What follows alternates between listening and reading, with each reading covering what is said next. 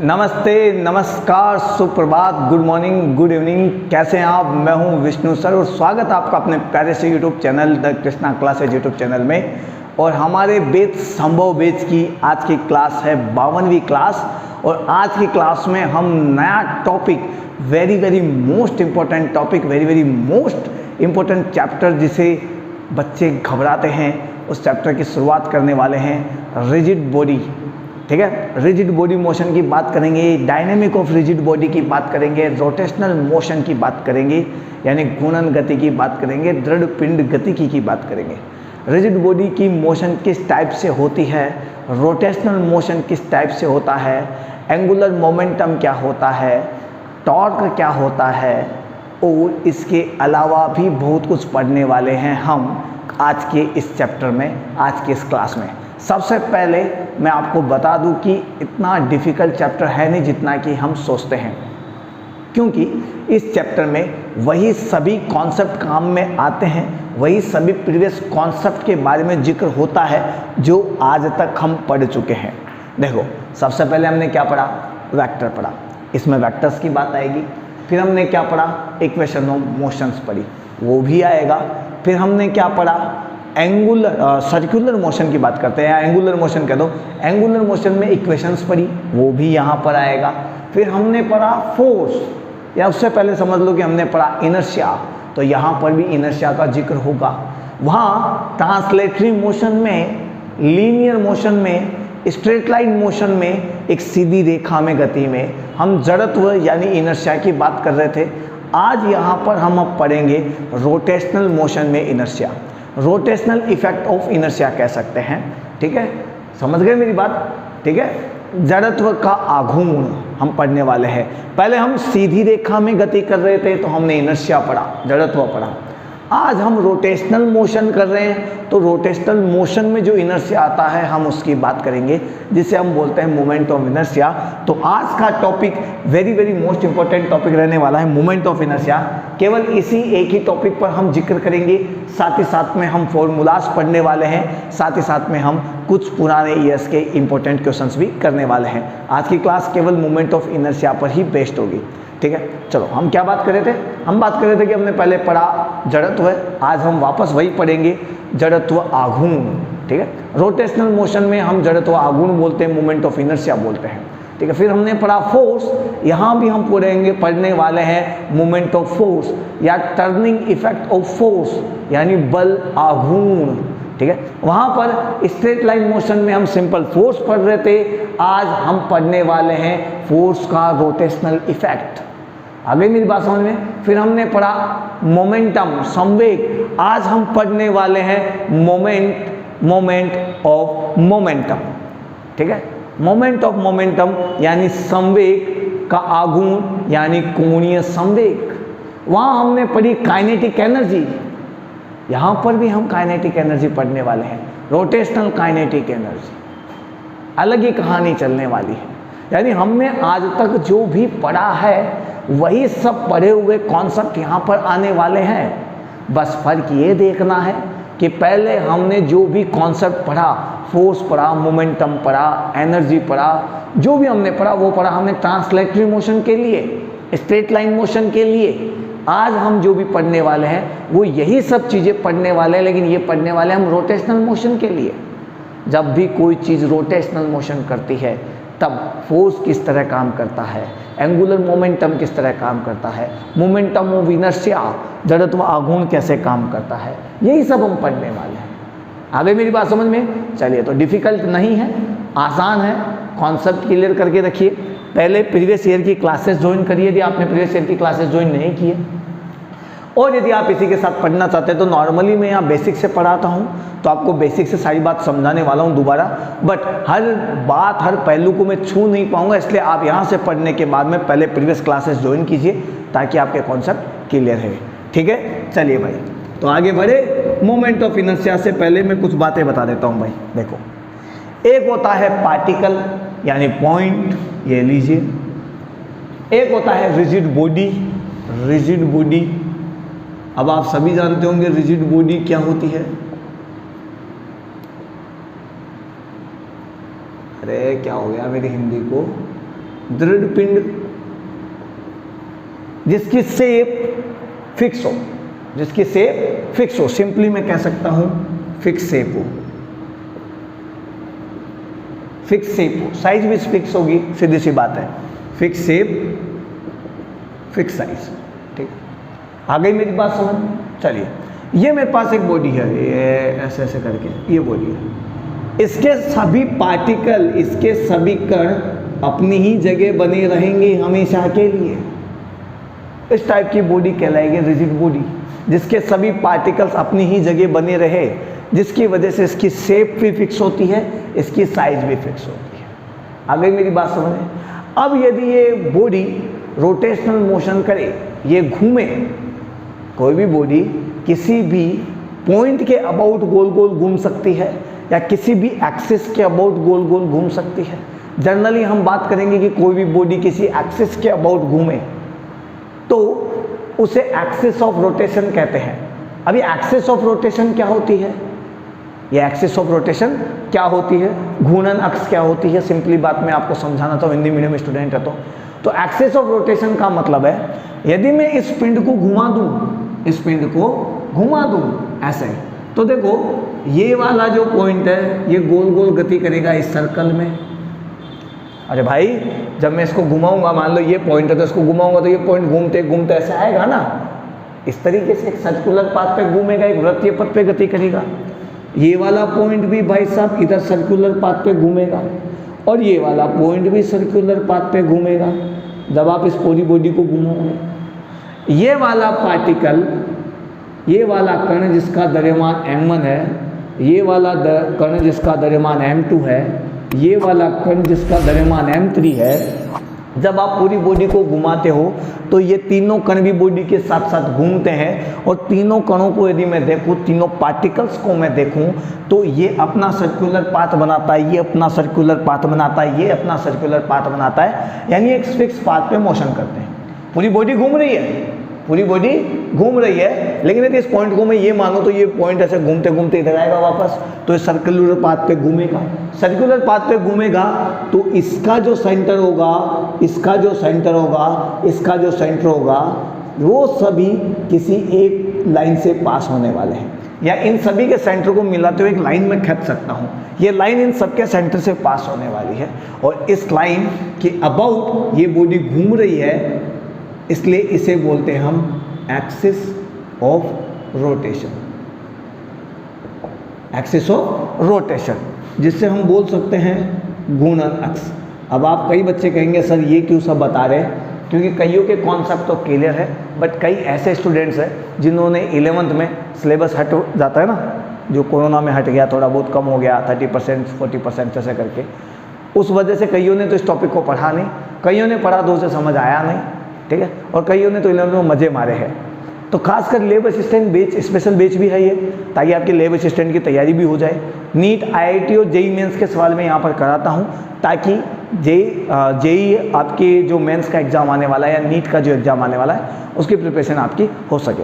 यानी कॉन्सेप्ट आपको 0 से मिलेगा हीरो वाले लेवल पर, ठीक है। आप सेंट्रल यूनिवर्सिटीज़ का एंट्रेंस एग्ज़ाम दे रहे हो, चाहे बिट सेट दे रहे हो, चाहे आप सेकेंड ग्रेड दे रहे हो, चाहे आप नीट जेई मेंस दे रहे हो, आपको इन सभी कॉम्पिटिटिव एग्ज़ाम में आने वाले फिजिक्स के सभी कॉन्सेप्ट यहाँ पर मिलने वाले हैं, क्योंकि इनका सिलेबस अप्रॉक्सीमेटली सेम ही है, कोई ज़्यादा फर्क नहीं है।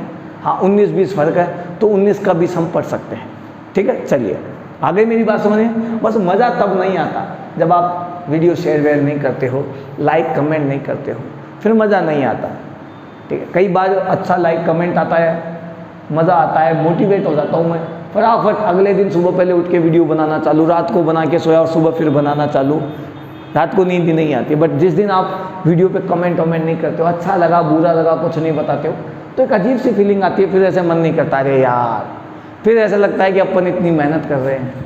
मानता हूँ हमारे पास सब्सक्राइबर कम है, हमारे पास ऑडियंस कम है, बट ऐसी बात नहीं है कि यहाँ पर क्वालिटी और कंटेंट में आपके साथ कॉम्प्रोमाइज़ किया जाता है। आप कोई भी किसी भी चैनल, किसी भी बुक को उठाइए और देखिए, सभी कॉन्सेप्ट जो जेई मेंस, नीट, या फिर लेब असिस्टेंट, या फिर आप कॉमन एंट्रेंस टेस्ट दे रहे हो सेंट्रल यूनिवर्सिटीज़ का, या फिर आप बिट सेट दे रहे हो, जो भी आपका सिलेबस है उस सिलेबस के अकॉर्डिंग हम यहाँ बात करते हैं, उस सिलेबस के अकॉर्डिंग हर एक टॉपिक पर हम चर्चा करते हैं। हाँ, मैं मानता हूँ कि हम यहाँ पर क्वेश्चंस प्रैक्टिस कम करते हैं, क्योंकि हमारे पास स्मार्ट बोर्ड नहीं है, मेरे पास लैपटॉप नहीं है, मेरे पास कोई टैबलेट नहीं है, मेरे पास कोई इनकम सोर्स नहीं है। आपके लिए सब कुछ फ्री है, लेकिन इनकम सोर्स नहीं होने की वजह से मैं ज़्यादा इन्वेस्ट नहीं कर सकता, इसलिए हमारे पास केवल ये एक मार्कर और एक बोर्ड है।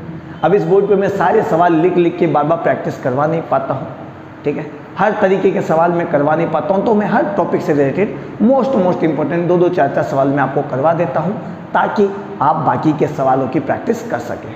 तो भाई लोगों, अच्छा लगता है वीडियो, मज़ा आता है, वीडियो पूरा देखिए, नोट्स बनाइए और साथ ही साथ में कमेंट करके ज़रूर बताइए कि आपको क्लास में मज़ा आया या नहीं आया।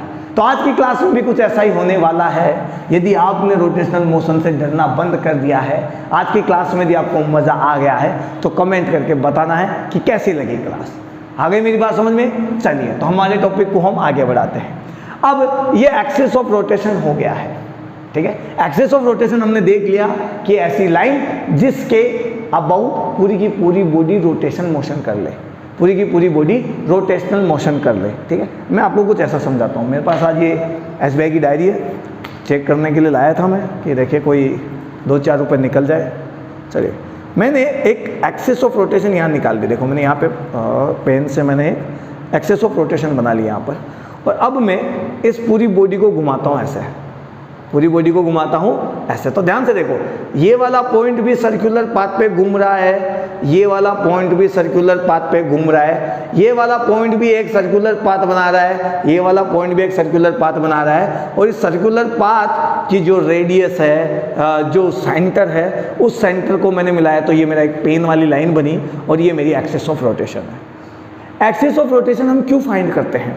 क्योंकि यदि मुझे घूर्णन अक्ष पता नहीं होगा तो मैं मोमेंट ऑफ इनर्शिया यानी जड़त्व आघूर्ण नहीं निकाल पाऊंगा, ठीक है, पहली चीज़। दूसरी चीज़, इस एक्सिस ऑफ रोटेशन यानी घूर्णन अक्ष पे डिपेंड करता है कि मोमेंट ऑफ इनर्शिया कितना ज़्यादा होगा या कितना कम होगा। अब बात हम मोमेंट ऑफ इनर्शिया में करेंगे, बाकी की बात देखो। यदि मैं इस एक्सिस को यहाँ उठा लाऊं, कहाँ गया रे, यहाँ पे, इस एक्सिस को मैं यहाँ उठा लाऊं, तो देखो मोशन पूरी ही बदल जाएगी। अब ध्यान से आप खुद देख रहे होंगे, अब मोशन पूरी बदल जाएगी। देखो, बदल गई ना, बदल गई ना। इस पॉइंट की डिस्टेंस अब दूर हो गई है, इस पॉइंट की डिस्टेंस अब दूर हो गई है। देखो, इस पॉइंट की डिस्टेंस अब दूर हो गई है, ठीक है। जितना आप एक्सिस ऑफ रोटेशन से दूर जाते हैं उतना मोमेंट ऑफ इनर्शिया कम लगता है, और जितना मोमेंट ऑफ इनर्शिया कम लगता है उतना ही आसानी से आप किसी भी ऑब्जेक्ट या किसी भी बॉडी की स्टेट बदल सकते हैं, किसी भी बॉडी की गति की दशा को बदल सकते हैं। अभी बात करेंगे इस बारे में, ठीक है। तो एक्सिस ऑफ रोटेशन पे डिपेंड करेगा, घूर्णन अक्ष पे डिपेंड करेगा कि आपका जड़त्व आघूर्ण कितना कम है या कितना ज़्यादा है। आ गई मेरी बात समझ में? चलिए आगे थोड़ी सी बात करते हैं, बढ़ाते हैं इस टॉपिक को आगे। हम बात करते हैं मोमेंट ऑफ इनर्शिया की। इतना धीरे धीरे इसलिए बता रहा हूँ ताकि आपको ये टॉपिक अब डिफिकल्ट ना लगे, ठीक है। सवाल बहुत आसानी से एग्जाम में आपको मिल जाएंगे, मोमेंट ऑफ इनर्शिया के सवाल भी मिलेंगे। आप जेईई मेंस उठा के देखो या नीट उठा के देखो, मोमेंट ऑफ इनर्शिया का सवाल आपको जरूर मिलेगा, ठीक है। तो हम बात करते हैं मोमेंट ऑफ इनर्शिया। ये होता क्या है, सबसे पहले इसकी बात करेंगे। जो काम ट्रांसलेटरी मोशन में यानी स्ट्रेट लाइन मोशन में, लीनियर मोशन में, सरल रेखा गति में जो काम ये जड़त्व करता है, जो काम ये इनर्शिया करता है, वही काम रोटेशनल मोशन में, घूर्णन गति में ये मोमेंट ऑफ इनर्शिया करता है।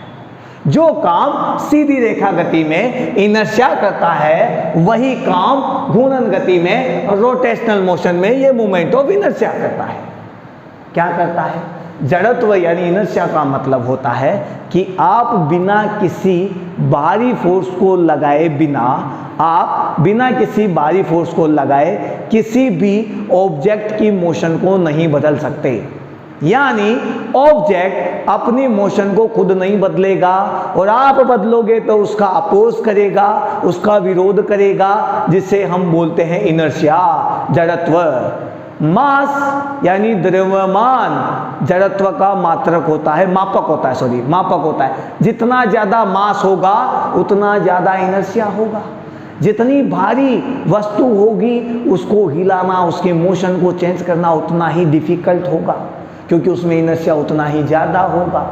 सेम चीज़ यहाँ पर आती है, सेम चीज़ यहाँ पर आती है, लेकिन यहाँ पर मोमेंट ऑफ इनर्शिया केवल मास पर डिपेंड नहीं करता, एक चीज़ और है जिस पर डिपेंड करता है। अब थोड़ा सा पेशेंस रखो, अभी बताऊँगा मैं। फिलहाल हम बात करते हैं मोमेंट ऑफ इनर्शिया की। तो मोमेंट ऑफ इनर्शिया वही खेल खेलता है जो इनर्शिया खेलता है। मोमेंट ऑफ इनर्शिया वही चीज़ें यानी वही अपोज करता है, वैसे ही बिहेव करता है जैसे कि इनर्शिया करता है। इनर्शिया की वजह से आप बिना कोई फोर्स लगाए आप किसी ऑब्जेक्ट की मोशन को चेंज नहीं कर सकते, स्टेट ऑफ मोशन को नहीं बदल सकते, गति की दशा को नहीं बदल सकते। यदि ये ऑब्जेक्ट चलता जा रहा है तो ये चलता ही जाएगा, रुका हुआ है तो रुका हुआ ही रहेगा, क्योंकि इसके पास इनर्शिया की प्रॉपर्टी है। आप ये नहीं कह सकते चल चल और ये चलने लग जाए, नहीं, आपको इसको चलाने के लिए बाहर से फोर्स लगाना पड़ेगा। वैसे ही यदि ये चलता जा रहा है तो इसको रोकने के लिए आपको फिर बाहर से फोर्स लगाना पड़ेगा। वही चीज़ यहाँ पर है। यदि कोई भी ऑब्जेक्ट रोटेशनल मोशन कर रहा है, यदि कोई भी ऑब्जेक्ट रोटेशनल मोशन कर रहा है तो आप बिना कोई बाहर से फोर्स लगाए उस रोटेशनल मोशन को चेंज नहीं कर सकते। और यदि कोई ऑब्जेक्ट रुका हुआ है तो आप बिना बाहर से फोर्स लगाए उसको चला भी नहीं सकते, यानी आपको फोर्स लगाना पड़ेगा। लेकिन जब हम स्ट्रेट लाइन मोशन पढ़ते हैं तो हम लगाते हैं फोर्स, जब हम रोटेशनल मोशन पढ़ते हैं तो हम लगाते हैं मोमेंट ऑफ फोर्स, जब हम सिंपल मोशन करते हैं तो हम लगाते हैं फोर्स, लेकिन जब हम रोटेशनल मोशन करते हैं तो हम लगाते हैं मोमेंट ऑफ फोर्स। मोमेंटम नहीं, अच्छा मैंने मोमेंटम बोल दिया, कोई बात नहीं, गलती हो गई। मोमेंट ऑफ फोर्स, या फिर हम बात करेंगे turning effect of force. Turning effect of force यानी रोटेशनल इफेक्ट ऑफ फोर्स।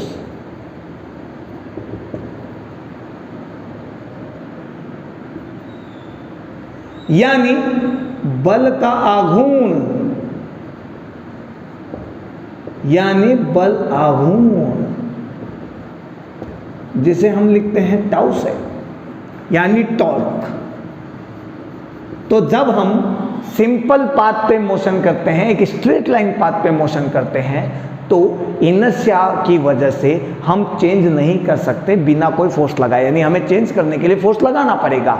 और यहाँ पर हम किसी भी ऑब्जेक्ट की मोशन को चेंज नहीं कर सकते क्योंकि उसके पास मोमेंट ऑफ इनर्शिया है। और यदि हमें उसकी स्टेट चेंज करनी है तो हमें बाहर से फोर्स लगाना पड़ेगा, और वो फोर्स अपना टर्निंग इफेक्ट दिखाएगा जिसे हम बोलेंगे टॉर्क, यानी बल आघूर्ण। यानी सिंपली बात करें तो हम स्ट्रेट लाइन मोशन में बात करते हैं फोर्स की, लेकिन रोटेशनल मोशन में बात करते हैं हम टॉर्क की। हम रोटेशनल मोशन में बात करते हैं टॉर्क की। अब फोर्स से टॉर्क कैसे निकाला जाएगा ये हम आगे पढ़ेंगे। फिलहाल हम मोमेंट ऑफ इनर्शिया से नहीं भटकेंगे। अब देखो मेरी बात सुनो, आप गेट देखते हो, गेट, ये गेट होता है, दीवार होती है ऐसे करके, यहाँ पर एक गेट लगा होता है, हिंज लगा होता है ऐसे, हिंज, अरे कुंदियाँ नहीं लगी होती क्या भाई, ये लो, और यहाँ पे एक कुंदा लगा होता है जिसे हम पकड़ के गेट को खोलते हैं। इस गेट को यहाँ से खोलना मुश्किल है, यानी यहाँ पर यदि मैं धक्का दूंगा तो गेट बड़ी आसानी से नहीं खुलेगा, बट यदि मैं जो यहाँ पर किनारे पर जो कुंदा लगा हुआ है उसको पकड़ के इधर उधर करूंगा तो गेट आसानी से घूम जाएगा। तो मैंने फोर्स लगाकर इस गेट के ऊपर लगा दिया टॉर्क, और टॉर्क लगाने से गेट आसानी से खुल जाएगा, गेट आसानी से खुल जाएगा। यहाँ पर यदि आप फोर्स लगाते हो, टॉर्क लगाते हो, तो इस पॉइंट पे मोमेंट ऑफ इनर्शिया जिसे हम आई से लिखते हैं वो आई होता है कम, जबकि जितने आप पास होते हो, एक्सिस के जितने पास होते हो, भाई एक्सिस तो यही है, एक्सिस तो यही है, इसी एक्सिस के इधर गेट खुलेगा, इसी एक्सिस के इधर गेट खुलेगा। आज अपने घर को देखना, वो जो दीवार होती है उस दीवार के गेट इधर जाता है, इस दीवार के इधर गेट आता है, तो एक्सिस यहाँ पर है। एक्सिस ऑफ रोटेशन यहाँ पर, और यहाँ हिंज लगे होते हैं, कुंडे लगे होते हैं, उन कुंडों से ही तो इधर उधर खिसकती है वो। आगे मेरी बात समझ में क्लियर है? ठीक है, तो ये लो, इसके इधर गेट आएगा बाहर ऐसे खुल के, ऐसे ऐसे, और गेट खुल के वापस अंदर जाएगा, कैसे? ऐसे। गेट खुल के बाहर आएगा ऐसे, और गेट खुल के अंदर जाएगा ऐसे। यानी मैं इसको वापस ऐसे ले लेता हूँ, मैं गेट बना देता हूँ। एक सेकेंड भाई, एक सेकेंड, ये लो, ये गेट खुल के ऐसे जाएगा, ये गेट खुल के ऐसे आएगा। तो आप जब यहाँ से पकड़ेंगे तो गेट आसानी से खुलेगा, लेकिन अब जब आप यहाँ से पकड़ेंगे, यहाँ से, तो गेट को खोलने में आपको जोर आएगा। क्यों? क्योंकि आप एक्सिस ऑफ रोटेशन यानी घूर्णन अक्ष के जितने करीब होंगे उतना ही मोमेंट ऑफ इनर्शिया ज़्यादा होगा, यानी उतना ही ऑब्जेक्ट अपनी मोशन को बदलने नहीं देगा, उतना ही वो आपका अपोज करेगा, उतना ही विरोध करेगा, तो आपको जोर भी आएगा। लेकिन आप जितना दूर रहेंगे एक्सिस ऑफ रोटेशन से उतना ही आपको कम जोर आएगा, क्योंकि वहाँ पर मोमेंट ऑफ इनर्शिया कम होता है, मोमेंट ऑफ इनर्शिया कम होता है। इसलिए किसी भी गेट को यहाँ दूर किनारे से पकड़ के खोलना आसान होता है, यहाँ से खोलना आसान नहीं होता। आप यहाँ से पकड़ के धक्का दो कि गेट आसानी से नहीं खुलेगा। ठीक है, मोमेंट ऑफ इनर्शिया की एक कहानी है। मोमेंट ऑफ इनर्शिया किसी भी चेंज होने को रोकता है, आपको पता है, किसी भी चेंज होने को रोकता है। इसी वजह से जब आप साइकिल चलाते हो और पैडल चलाते जा रहे हो, पैडल लगाते जा रहे हो, पहिया घूमता जा रहा है, लेकिन आपने पहिए से एकदम से रोक दिया, पैडल को एकदम से रोक दिया, पैडल को तो रोक दिया, लेकिन पहिया नहीं रुकता, पहिया चलता जाता है। क्यों? क्योंकि पहिए के पास मोमेंट ऑफ इनर्शिया है। आपने पैडल रोका, और पैडल रोकने से जो उसकी मोशन में सडन चेंज आया, अचानक परिवर्तन आया, मोमेंट ऑफ इनर्शिया उस अचानक परिवर्तन को लेता ही नहीं, यानी मोशन में धीरे धीरे चेंज करता है, वो एकदम से चेंज नहीं करता। और इसकी वजह से पहिया आपका चलता रहता है, और फ्रिक्शन की वजह से, घर्षण की वजह से थोड़ी दूर तक जाकर रुकता है, उससे पहले नहीं रुकेगा। ठीक है, आगे मेरी बात समझ में? इसलिए मोमेंट ऑफ इनर्शिया की वजह से ही पहिया चलता रहता है, और पहिए का मोमेंट ऑफ इनर्शिया इस तरीके का होना चाहिए, इतना होना चाहिए कि आप मोशन बदलो तो मोमेंट ऑफ इनर्शिया मोशन इतना जल्दी ना बदले। इसलिए पूरा का पूरा मास, पूरा का पूरा द्रव्यमान उस रिम के बीच में होता है, जो रिम होती है ना पहिए की रिम, उसके बीच में होता है। इसी वजह से आप ये समझ लो, जनरेटर होता है, जनरेटर में आप ऐसे ऐसे करके उस हैंडल को घुमाते हो, बिजली आना चालू होती है, लेकिन यहाँ पे एक बड़ा सा पहिया भी लगा होता है जनरेटर में, जिसे हम बोलते हैं फ्लाई व्हील। उस फ्लाई व्हील का क्या काम है? जब हम उसको घुमाते हैं तो कभी हमारी स्पीड तेज, कभी कम, कभी तेज हो जाती है, उसकी वजह से मोशन में झटके ना आए, मोशन में परिवर्तन हो रहा है वो तेजी से ना हो, इसलिए वो फ्लाई व्हील लगाया जाता है। भारी फ्लाई व्हील का मोमेंट ऑफ इनर्शिया ज़्यादा होता है, इसकी वजह से वो होने वाले चेंज में, यानी झटके जो लगते हैं, उन झटकों को आसानी से सहन कर लेता है और मोशन को जल्दी से बदलने नहीं देता है, और पहिए की मोशन रेगुलर बनी रहती है, नियमित बनी रहती है। ऐसे नहीं कभी कम कभी ज़्यादा, कभी कम कभी ज़्यादा, वरना तो तुम्हारे घर में लाइट भी कम ज़्यादा आएगी ना। तो फ्लाई व्हील आसानी से अपने एक नियमित यूनिफॉर्म मोशन से घूमता रहता है, एक रेगुलर मोशन से घूमता रहता है, क्योंकि उसका मोमेंट ऑफ इनर्शिया ज़्यादा होता है। अब इन चीज़ों को आपको ध्यान रखना पड़ेगा। समझ गए बात? ठीक है, क्लियर हो गई? चलो थोड़ा आगे बात करते हैं मोमेंट ऑफ इनर्शिया की। चलिए देखो, तो मोमेंट ऑफ इनर्शिया का इतना फ़ायदा है हमारे यहाँ पे। ठीक है, मोमेंट ऑफ इनर्शिया ज़्यादा होता है, इस वजह से साइकिल लुढ़कना चालू हो जाती है पेडल मारे बिना ही। एक बार मार के छोड़ने पे, ऐसा नहीं कि आप बैठ गए और चलेगी साइकिल की, चल चल चल, तब नहीं चलेगी। आप साइकिल पे बैठोगे, पेडल मारोगे, साइकिल चलना चालू हो जाएगी। थोड़ी देर बाद आपने एक बार के लिए पेडल मारना बंद कर दिया, साइकिल का पहिया नहीं रुकता है। ठीक है, वैसे ही आपने जनरेटर को चलाया हैंडल से, आपने एक सेकंड के लिए हाथ रोक दिया, फ्लाई व्हील रुकेगा नहीं, फ्लाई व्हील घूमेगा, थोड़ी देर घूमेगा, लेकिन घूमेगा, घूमने से आपकी लाइट कंटिन्यू बनी रहेगी। और आपने जो सडन चेंज किया है, अचानक अपनी गति में परिवर्तन किया है, वो परिवर्तन वहाँ एकदम से नहीं आएगा। ठीक है, और वो एकदम से नहीं आएगा क्योंकि वहाँ मोमेंट ऑफ इनर्शिया ज़्यादा है।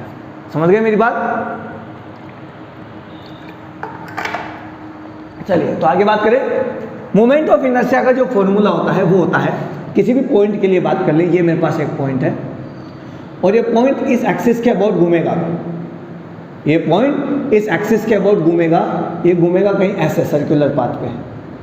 ठीक है, इसका मास है m और यहाँ से परपेंडिकुलर डिस्टेंस है r, यहाँ से परपेंडिकुलर डिस्टेंस है r, तो I बराबर हो जाता है मास इनटू परपेंडिकुलर डिस्टेंस का होल स्क्वायर का product. Mass into perpendicular distance from the axis of rotation. घूर्णन अक्ष से लंबवत दूरी, घूर्णन अक्ष से लंबवत दूरी का वर्ग और द्रव्यमान का गुणनफल आपका मोमेंट ऑफ इनर्शिया देता है। अब यहाँ ध्यान से देखना, आई मास के डायरेक्टली प्रोपोर्शनल होगा और आई डायरेक्टली प्रोपोर्शनल होगा, ये तुम्हारी जो डिस्टेंस है, मैंने स्मॉल आर लिख दिया, कैपिटल आर लिख दिया, एक ही बात है, ठीक है।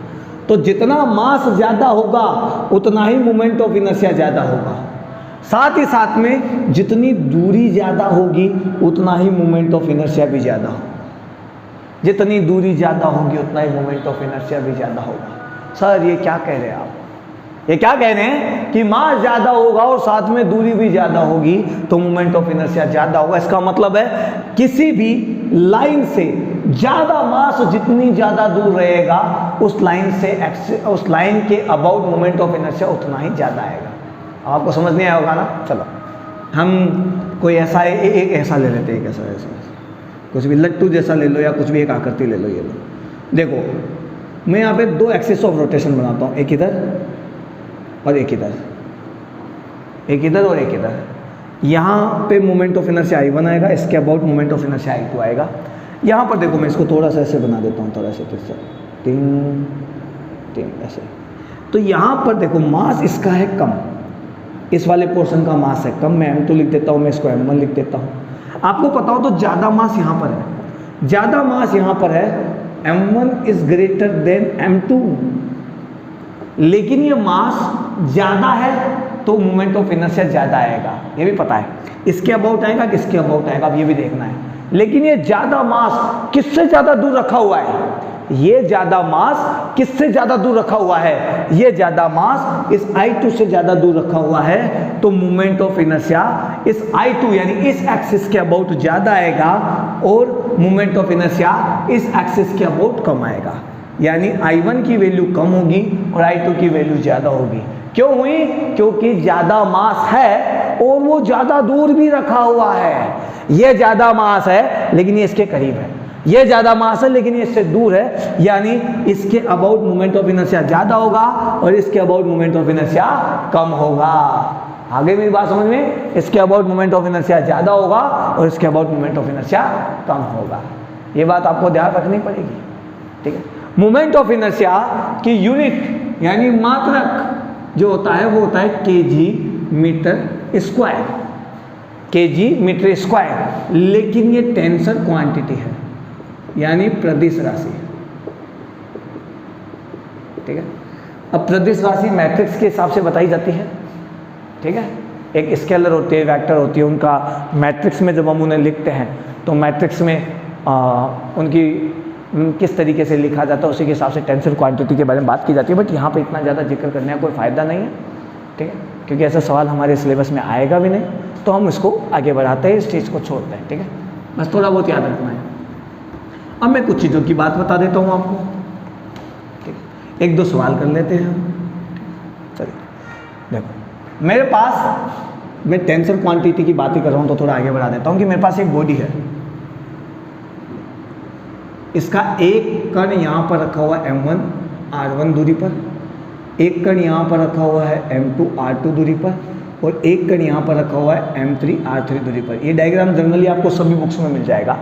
मुझे चाहिए मोमेंट ऑफ इनर्शिया, तो सबसे पहले मैं इसके मोमेंट ऑफ इनर्शिया की बात करूँगा। इसके अंदर वेक्टर नहीं है, टेंसर है, तो कोई फर्क नहीं पड़ता, सबका सब जोड़ा जाएगा, कोई घटाया नहीं जाएगा, सबका सब जोड़ा जाएगा, ऊपर हो चाहे नीचे। ऐसे नहीं कि सर यदि मैं इसको मिडिल पॉइंट मान लूँ तो ये ऊपर पॉजिटिव नीचे नेगेटिव, नहीं, यहाँ वेक्टर्स की बात नहीं चलेगी, यहाँ बात चल रही है टेंसर क्वांटिटी की, तो उसमें सब कुछ जोड़ा जाएगा। और जोड़ा जाएगा तो आप लिखेंगे पहले वाले पार्टिकल का मोमेंट ऑफ इनर्शिया यानी M1 R1 स्क्वायर, दूसरे वाले पार्टिकल का मोमेंट ऑफ इनर्शिया यानी M2 R2 स्क्वायर और तीसरे वाले पार्टिकल का मोमेंट ऑफ इनर्शिया यानी M3 R3 स्क्वायर। और अगेन I इक्वल हो जाएगा I1 plus I2 plus I3, यानी टोटल मोमेंट ऑफ इनर्शिया यदि आपको निकालना है तो सभी कणों का मोमेंट ऑफ इनर्शिया निकाल कर आप जोड़ देंगे। सही बात है। यदि आपको पूरी बॉडी का, पूरे सिस्टम का मोमेंट ऑफ इनर्शिया निकालना है तो पूरी बॉडी, पूरी सिस्टम में जितने पार्टिकल्स है, जितने कण हैं, उन सबका मोमेंट ऑफ इनर्शिया निकाल लीजिए और उसको जोड़ दीजिए, आपके पास टोटल मोमेंट ऑफ इनर्शिया निकल कर आ जाएगा। आ गई मेरी बात समझ में? याद रहेगा। चलिए एक दो सवाल करते हैं इसका, मोमेंट ऑफ इनर्शिया पे एक दो अच्छे सवाल बनने भी चाहिए और हमें आने भी चाहिए, हमें आने भी चाहिए, ठीक है। चलिए हम बात करते हैं। ये मेरे पास एक ट्रायंगल है, वृत्त है, ये लो, ठीक है। इसकी भुजा भी मैं ले लेता हूँ, यहाँ पर कुछ भी ले लो, क्या, एक एक एक। यहाँ पर द्रव्यमान रखा हुआ है m1, m2 एंड m3, ठीक। मुझे जड़त्व आघूर्ण चाहिए, अब किस एक्सिस के अबाउट चाहिए? मुझे जड़त्व आघूर्ण चाहिए सेंट्रोइड यानी केंद्रक से गुजरने वाले अक्ष के, और वो केंद्र से जो अक्ष गुजर रहा है वो इसके लंबवत है। ये जो त्रिभुजाकार आकृति है इसके समतल के लंबवत है, यानी ये आपका सेंट्रोइड है। तो आपकी एक्सिस यहाँ पर ऐसे आ रही है बाहर, ऐसे आ रही है बाहर। अब आपको इसके इस ट्रायंगल को ऐसे घुमाना है, थोड़ा सा बस यही पता होना चाहिए घुमाना कैसे है, समझ जाओगे। एक्सिस आपकी ऐसे है, एक्सिस आपकी ऐसे, देखो ऐसे, ऐसे आपकी एक्सिस ऐसे है ना, और आपको ट्रायंगल को पकड़ के ऐसे घुमाना है। ट्रायंगल को, इसको मुंह को इधर लाना है, ये इधर जाएगा, ये इधर जाएगा, और उस हिसाब से मुझे सेंटर ऑफ इस सेंट्रोइड के अबाउट घुमाते हुए मुझे मोमेंट ऑफ इनर्शिया निकालना है। आगे मेरी बात समझ? चलिए भाई मोमेंट ऑफ इनर्शिया की बात करते हैं, ठीक है। तो इस पॉइंट की सेंट्रोइड से डिस्टेंस है ये, जो कि लगभग बराबर होती है, मीडियन के पास में आती है। आगे मेरी बात सुने, तो आप आसानी से निकाल सकते हैं। पहले मैं इस पूरी को निकाल लेता हूँ। तो ये यहाँ से यहाँ तक है हाफ, यहाँ से यहाँ तक है हाफ, तो आप निकालेंगे 1 का स्क्वायर माइनस हाफ का स्क्वायर का रूट। अरे भाई ये लीजिए, इसको ऐसे बना लीजिए, ये आपका निकालना है आपको, ये आपका 1 है, ये आपका आधा है, ये यहाँ पे हमेशा परपेंडिकुलर होता है, तो आप पाइथागोरस प्रमेय लगा सकते हैं। और अब आपके पास वैल्यू आएगी 1/4, और ये आपके पास आएगा √3/4, और अब आ जाएगा √3/2। ठीक है, ठीक है भाई। अब मुझे ये चाहिए यहाँ से, यानी वर्टेक्स से, शीर्ष से हमेशा ये दूरी 2/3 होती है, हमेशा ये दूरी 2/3 होती है। तो मैं इस दूरी का 2/3 निकालूंगा। ये तो पूरी आई है, ये 3/2 तो पूरा आया है भाई, √3/2 जो है वो तो पूरा आया है। चाहे यहाँ से यहाँ चले जाओ, चाहे यहाँ से यहाँ आ जाओ, लेकिन मुझे तो केवल सेंटर तक चाहिए। सेंटर जो होता है वर्टेक्स से 2/3 डिस्टेंस पर होता है। 2 से 2 काट दिया, इससे यहाँ काट दिया, और मेरे पास आ गया √3। सही कर दिया क्या मैंने? गलत, मेरे पास आ गया 1/√3। 1 यहाँ पर साइड है, 1 यहाँ पर साइड है, तो मैं लिख सकता हूँ हमेशा सेंट्रोइड की जो डिस्टेंस होती है वर्टेक्स से, यहाँ से किनारे से, इस सेंट्रोइड की जो डिस्टेंस होती है वो होती है साइड/√3, साइड/√3। आगे मेरी बात समझ में? चलो अब मोमेंट ऑफ इनर्शिया निकालते हैं। आई, यदि मैं इसको यहाँ पर रखता हूँ, एक्स एक्सिस मानता हूँ, तो ये पॉइंट भी घूमेगा, ये पॉइंट भी घूमेगा, और ये पॉइंट भी घूमेगा। पहले इसकी बात करते हैं। तो m1 कितनी डिस्टेंस से घूमेगा? यहाँ से यहाँ तक की डिस्टेंस ये है, तो मैं लिखूंगा × 1/√3, प्लस m3 भी घूमेगा, m2 भी घूमेगा, m2 की डिस्टेंस भी वही रहेगी, तो मैं लिखूंगा m2 × 1/√3। और ये मैं लिखूं m3 के बारे में भी, तो मैं लिखूंगा m3/√3, और I = 1/√3 आपका कॉमन आ जाएगा, और आपके पास बचेगा m1 + m2 + m3। यानी यदि इस पूरे सिस्टम का मास m दिया हो तो उसका 1/√3, ये आपका मोमेंट ऑफ इनर्शिया आ गया है, ये आपका मोमेंट ऑफ इनर्शिया आ गया है। लेकिन ये डिपेंड करता है मोमेंट ऑफ इनर्शिया कि आपका जो एक्सिस ऑफ रोटेशन है वो कौन सा है, एक्सिस ऑफ रोटेशन है वो कौन सा है। देखो अब मैं इस सवाल को थोड़ा आगे बढ़ाता हूँ, मिटाऊँ? ठीक है, आप थोड़ा सा इसको नोट कर लीजिएगा, ज़्यादा डिफिकल्ट सवाल नहीं है, बस आज हम बेसिक पढ़ रहे हैं, आज हम बेसिक पढ़ रहे हैं। ठीक है, चलिए अब करना क्या है। यदि मैं इस सबको मिटाता हूँ इधर से, ये लो, ये लो। अब मुझे पता है ये 1 है, ये 1 है, तो ये कितना है? ये √3/2 है, √3/2। अब मुझे ये m2 है, ये m3, मैं इस लाइन का नाम निकाल लेता हूँ AB है, इस लाइन का नाम देता हूँ AB। मुझे मोमेंट ऑफ इनर्शिया चाहिए अबाउट AB, मुझे मोमेंट ऑफ इनर्शिया चाहिए अबाउट AB। अब आप कहेंगे सर अबाउट AB कैसे निकाले? तो देखो ये आपकी एक्सिस है, ये आपकी एक्सिस है, तो आपको इस M1 को अबाउट यानी इस तरह घुमाना है भाई, और ये अब ऐसे घूमेगा, अब ये ऐसे घूमेगा, यानी ये आपका यदि है तो ये ऐसे घूमेगा। पहले कैसे घूम रहा था, पहले ऐसे था तो ऐसे घूम रहा था, अभी कैसे घूम रहा है, अभी एक्सिस ऑफ रोटेशन आपकी ऐसे, तो एक्सिस ऑफ रोटेशन ऐसे, तो आप ऐसे घुमाओगे, ऐसे घुमाओगे। अब मोमेंट ऑफ इनर्शिया कैसा निकाला जाए, क्योंकि मोमेंट ऑफ इनर्शिया चेंज होता है अबाउट एक्सिस ऑफ रोटेशन, कि आपकी डिस्टेंस कितनी है। तो देखो मैं M1 की बात करूं तो M1 के लिए तो लिखूंगा मैं M1 इंटू √3/2, डिस्टेंस √3/2 है, लेकिन M2 और M3 इसी एक्सिस पर आते हैं, M2 और M3 इसी एक्सिस पे आते हैं, और जब इस एक्सिस पे आते हैं तो डिस्टेंस हो जाएगी 0, और अब आपका मोमेंट ऑफ इनर्शिया कम हो जाएगा, एंड IAB इक्वल हो जाएगा √3/2 M1। अब मोमेंट ऑफ इनर्शिया ऐसा हो जाएगा, समझे। तो आपको किस एक्सिस के अबाउट मोमेंट ऑफ इनर्शिया निकालना है वो आप थोड़ा ध्यान देके समझ लेना, ठीक है। सवाल को ध्यान से पढ़ना। जो पॉइंट लाइज करते हैं, lies on axis of rotation, उनका मोमेंट ऑफ इनर्शिया 0 होता है, याद रखना भाई, ठीक है।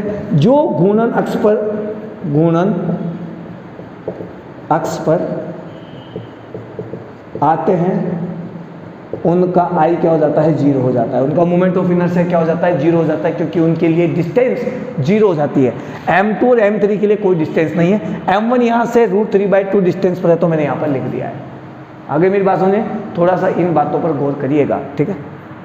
तो मोमेंट ऑफ इनर्शिया समझ में आया। मोमेंट ऑफ इनर्शिया मास और उसकी लोकेशन पे डिपेंड करता है कि कोई भी द्रव्यमान उस एक्सिस जिसके अबाउट आप उसे घुमाना चाहते हैं उससे कितनी दूरी पर है, और डायरेक्ट फॉर्मूला में आप वैल्यू रख दीजिए, सीधी सी बात है, ठीक है। लेकिन कई बार जब हमें समझ में नहीं आता है तो उसके लिए हम 2 तरह की थ्योरम्स यूज करते हैं। पहले परपेंडिकुलर एक्सिस थ्योरम,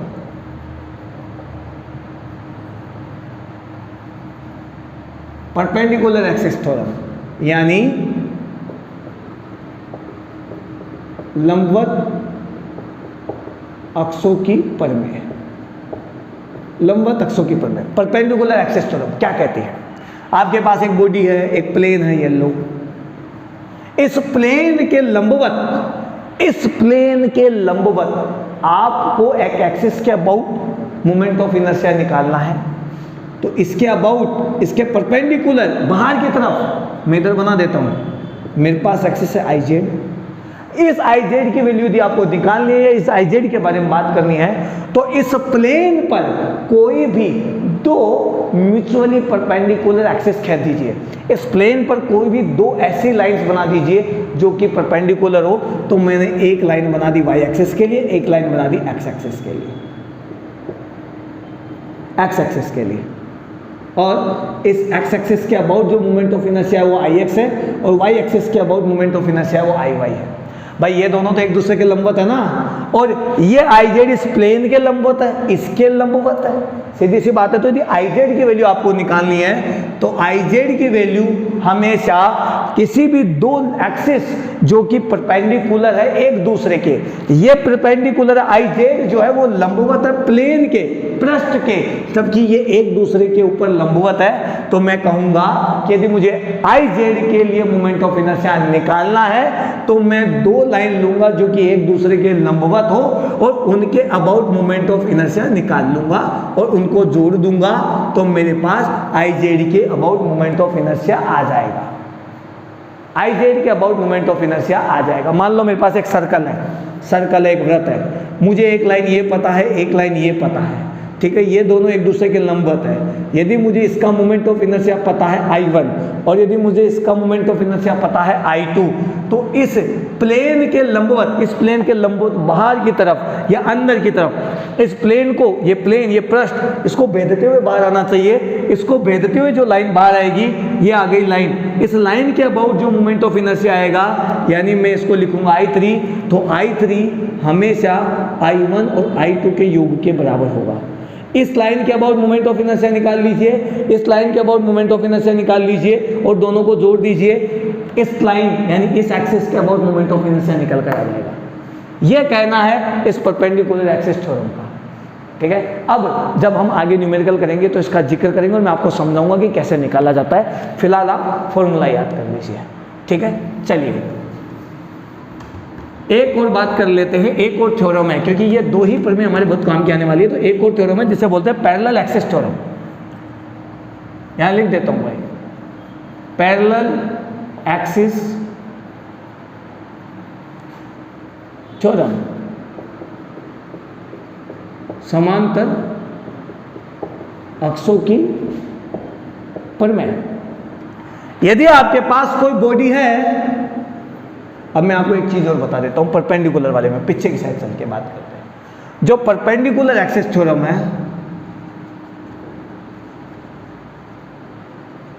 वो केवल प्लेन्स के लिए एप्लीकेबल है। प्लेन्स के लिए आप उसे अप्लाई कर सकते हैं। आप किसी भी वॉल्यूम वाले सरफेस के लिए, मतलब जिनका एरिया होता है ना, उनके लिए आप यूज़ कर सकते हैं। किसी भी वॉल्यूम वाले सरफेस के लिए आप उसे यूज़ नहीं कर सकते। यानी वो ना स्फेयर पे लगेगी, ना क्यूब पे लगेगी, ना क्यूबॉइड पे लगेगी, ना कोन पे लगेगी, ना सिलेंडर पे लगेगी। यानी ना तो वो गोले के लिए अप्लाई कर सकते हो आप, ना वो आप घन के लिए अप्लाई कर सकते हो, ना आप घनाभ के लिए लगा सकते हो, ना आप शंकु के लिए लगा सकते हो, ना ही आप बेलन के लिए लगा सकते हो। फिर किसके लिए लगा सकते हैं? आप लगा सकते हो प्लेन्स के लिए। प्लेन्स यानी आपका त्रिभुजाकार आकृति, आयताकार आकृति, वर्गाकार आकृति, इनके लिए आप यूज कर सकते हो। ठीक है, इन पे आप नहीं लगा पाओगे। और ये वाली थ्योरम सब पे लागू है, सब पर लागू है। ये बात आप ध्यान दे लेना भाई, ये सब पर लागू है और ये यहाँ लागू होगी, यहाँ नहीं होगी। थोड़ा ध्यान रख लेना। तो जो 2D सरफेस होते हैं, जैसे ट्राइंगल हो गया, त्रिभुजाकार हो गया, वर्गाकार हो गया, वर्ताकार हो गया, रेक्टेंगुलर हो गया, आपका स्क्वायर हो गया, इन सब पे लगेगा। लेकिन आपका क्यूब, क्यूबॉइड, कोन, आपका सिलेंडर, आपका स्फेयर, हेमिस्फेयर, सॉलिड स्फेयर, इन सब पे नहीं लगेगा। गोला, शंकु, बेलन, अर्धगोला, पूरा गोला और खोखला गोला, भरा हुआ गोला, सॉलिड जिसको बोलते हैं अपन, उन सब पर ये सब नहीं लगेगा। कौन नहीं लगेगा? परपेंडिकुलर एक्सिस थ्योरम नहीं लगेगी, पैरेलल एक्सिस थ्योरम सब पे लगती है। अब पैरेलल एक्सिस थ्योरम क्या कहती है कि भाई आपने इसको इस एक्सिस के अबाउट घुमाना है, पी क्यू के अबाउट। इसका एग्जांपल मैं यहां से दूंगा, ये लो, इसको मैं अगेन एक बार डाल देता हूँ। मेरे पास एक ही पेन रह गया, 1 मिनट में एक पेन की व्यवस्था और करता हूँ। ठीक है, आप थोड़ा सा वेट करो।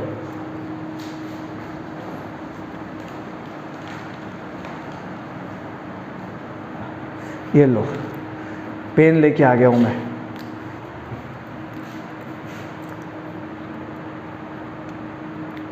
ये लो, समझ गए? अब देखो, मुझे इसके अबाउट घुमाना है, इस ब्लैक पेन के अबाउट।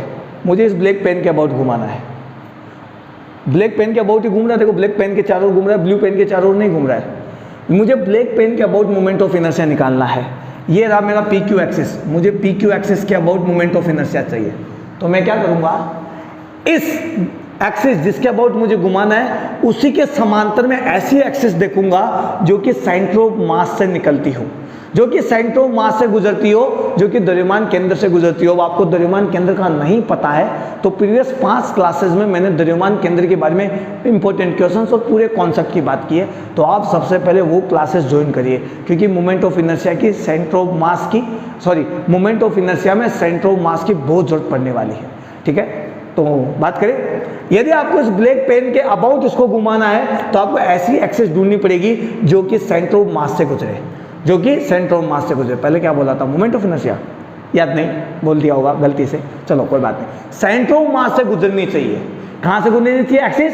सेंटर ऑफ मास से गुजरनी चाहिए और इसके समांतर होनी चाहिए। तो देखो समांतर है और मैंने माना कि ये सेंटर ऑफ मास से गुजर रही है, तो आपको सबसे पहले उस एक्सिस को निकालना पड़ेगा जो कि सेंटर ऑफ मास से गुजर रही है। यहाँ से ये सेंटर ऑफ मास है।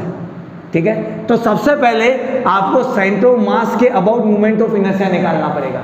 आपको सबसे पहले ये ब्लू वाला पेन जो कि सेंटर ऑफ मास को बता रहा है, इसके अबाउट मोमेंट ऑफ इनर्शिया निकालना पड़ेगा, ठीक है। निकाल लिया, लेकिन आपको तो इसके अबाउट चाहिए। आप इस ब्लू पेन के अबाउट थोड़ी घुमा रहे हो, आप तो इस ब्लैक पेन के अबाउट घुमा रहे हो ना भाई, इस ब्लैक पेन के अबाउट घुमा रहे हो। निकल गया क्या?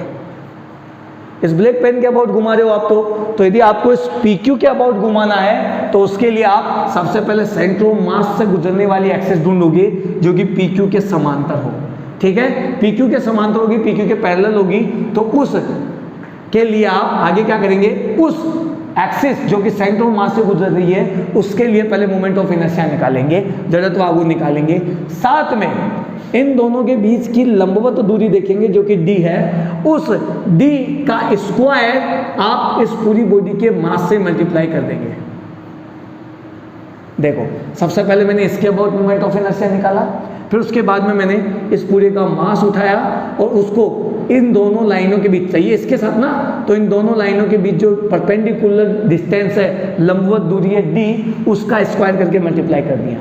यदि मैं यहाँ आता तो मुझे यहाँ से यहाँ तक की डिस्टेंस की जरूरत पड़ती। यदि मैं यहाँ आता और मुझे इसको ऐसे घुमाना पड़ता तो मैं ये वाली नहीं ले सकता था, ना ना ना, मुझे सेंटर ऑफ मास से गुजरने वाली वो एक्सिस चाहिए जो इसके समांतर हो, जो इसके समांतर हो। तो यदि ऐसी है तो एक्सिस भी ऐसे ही होनी चाहिए, तो एक्सिस अब ऐसे आएगी, ठीक है। आगे मेरी बात समझे। और फिर यहाँ से यहाँ तक दूरी d है, तो मैं पहले सेंटर ऑफ मास से गुजरने वाली एक्सिस के अबाउट मोमेंट ऑफ इनर्शिया निकालूंगा, जड़त्वाघूर्ण निकालूंगा, और उसके बाद में उसमें md² जोड़ूंगा। मास होगा इस पूरी बॉडी का, d होगा इस सेंटर ऑफ मास से गुजरने वाली एक्सिस, और ये एक्सिस जिसके अबाउट आप घुमाना चाहते हैं, रोटेशनल मोशन कराना चाहते हैं, उन दोनों के बीच की परपेंडिकुलर डिस्टेंस, उन दोनों के बीच की लंबवत दूरी। आगे मेरी बात समझ में। तो ये दोनों थ्योरम्स आपको याद रखनी पड़ेगी, पैरेलल एक्सिस थ्योरम और परपेंडिकुलर एक्सिस थ्योरम। तो आज की क्लास में हमने पढ़ा मोमेंट ऑफ इनर्शिया क्या होता है, क्या फ़ायदा है, कब मोमेंट ऑफ इनर्शिया ज़्यादा होगा, कब मोमेंट ऑफ इनर्शिया कम होगा, पैरेलल एक्सिस थ्योरम और परपेंडिकुलर एक्सिस थ्योरम को आप कैसे यूज़ कर सकते हैं। अगली क्लास में हम अलग अलग टाइप की, अलग अलग शेप की बॉडीज़ के लिए, जैसे कोई बेलन है, शंकु है, इस टाइप की बॉडी, कोई आपकी सीधी रोड है, उन सब के लिए मोमेंट ऑफ इनर्शिया कैसे निकाल सकते हैं। और हमको पता है कि हमारे किसी भी एग्जाम में डेरिवेशन काम नहीं आएगी, तो विदाउट डेरिवेशन आप ट्रिक्स के साथ में फॉर्मूला कैसे याद कर सकते हैं उसके बारे में बात करेंगे। फिर उसके बाद हम बात करने वाले हैं टॉर्क की, ठीक है। उसके बाद हम बात करने वाले हैं एंगुलर मोमेंटम की, यानी बहुत कुछ आगे क्लास में होने वाला है। साथ ही साथ में हम करने वाले हैं मोस्ट इंपॉर्टेंट न्यूमेरिकल्स। तो आज की क्लास में आपको मोमेंट ऑफ इनर्शिया समझ में आया है, थोड़ा सा दिमाग में बैठा है। ये दोनों थ्योरम्स जो मैंने बताई है उसके बारे में आपको थोड़ा सा समझ में आया है, थोड़े से डाउट्स क्लियर हुए। थोड़ा अगली क्लास में जब मैं इनसे रिलेटेड आपको न्यूमेरिकल कराऊंगा तो क्लियर हो जाएगा, तो शांति रखिए। तो आज की क्लास में मज़ा आया है तो आप कमेंट करके बताइए कैसी लगी क्लास, और ज़्यादा से ज़्यादा लोगों को शेयर करिए ताकि ज़्यादा से ज़्यादा लोगों को इस क्लास का फ़ायदा हो, ठीक है। मिलते हैं नेक्स्ट क्लास में, जब तक के लिए जय हिंद, जय भारत।